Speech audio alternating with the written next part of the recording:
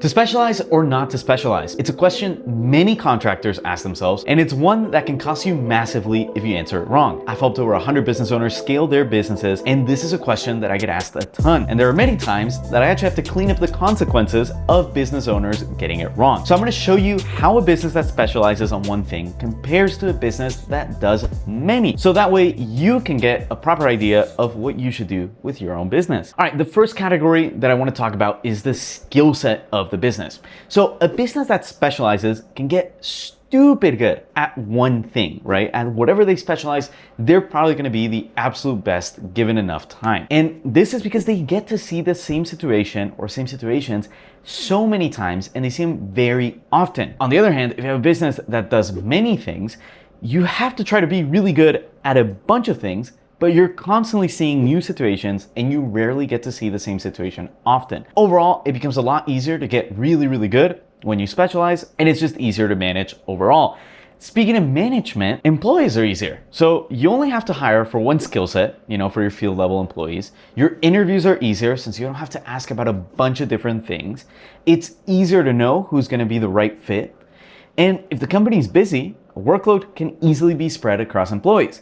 Whereas if you're in a business that does not specialize, well, now you have to hire many different types of employees. You might have to hire a plumber, an electrician, an HVAC tech. And now it's a little bit harder to know what's the right fit across all of them, right? And if you do get really busy sometimes, well, you might have your electrician completely overworked, but your HVAC tech has nothing to do because there's just no jobs for them. So what do you do now? You can't have your plumber and HVAC tech be an electrician all of a sudden, right? And vice versa as well. So it's a thing where it makes it much more difficult to manage, and it makes the whole operation a bit riskier on the financial side. Now, customers. We know that a business needs customers. If there's no customers, there's no business, right? So when you specialize, the business that specializes can focus on just dominating that one market for that one service, right? So each customer builds a reputation towards that, right? If you do Steve's electrical panel, you install a new one, or you expand the capacity of it, Steve can now go tell all his friends that, hey, look, they did my electrical work, they were great. So now when they think electrical work, they think of you. Whereas a business with a bunch of different services, now let's say you do electrical work, but you also do house cleaning, let's say something crazy, an electrician cleaning, right? Not gonna happen.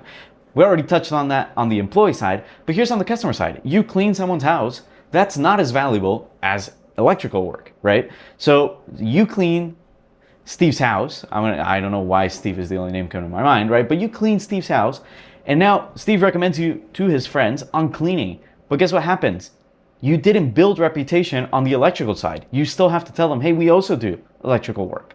But guess what? Steve already knew a different electrician and recommended a different electrician because you cleaned their house. So this is something that over time you can eventually build that up with them. But really, brand new customers, that they come to you, they're gonna come to you and they're gonna recommend you for the thing you did first. So it's something that, yeah, you can sell more things to the same people, but oftentimes that doesn't proportionately mean more money. Double the services almost never means double the money, okay? So each customer builds a reputation for that one service.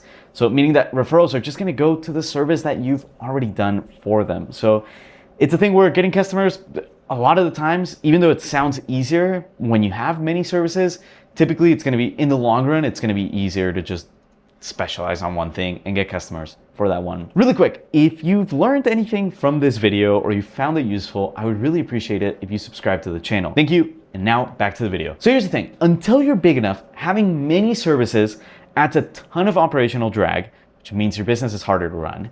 And typically under $3 million, and even beyond that, the best practice is to specialize in one service and be undeniably the best at it, right? Get really good at that service, get really good at the business of providing that service. And once you've done that, now think about going into another service, okay? So that's my general recommendation. I don't believe that trying to do everything is the best idea. I think specializing, especially in the trades, is a really good idea. The trades are very complex on their own. There's a lot of different operations, a lot of different skill sets that you have to bring in. So if you wanna try to do everything, specialize in doing everything, which means that you get really good at finding good subs, at managing good subs, right? That's the difference, right? Now you're specializing in the project management. You're not specializing in offering all those services, right? So that would be my general recommendation is 99% of the time, just specialize and Once you've completely dominated, then go ahead and do whatever you want with it. Add more things, but do them one by one and make sure you dominate first and then you expand. Now, thank you very much for watching. And as a thank you for sticking till the end of the video, I do have a free gift for you. And it's my personal invite to our free Business Scaler Challenge, where in 5 weeks, you'll get to grow your business alongside other business owners. And so far, every single participant has made more money directly attributed to the challenge. So I'll let them speak more than me. So I'll show some testimonials at the end. But if you do want to grow your business and scale it to that next level, sign up here and I'll see you soon. And now you get to hear from the participants because their words mean a lot more than mine. Anyways, I'll see you on the next video. Thank you. We're talking about stuff that's not readily available every day. What you've given are specific, narrow focuses. I think it's worked very well. I've learned a lot.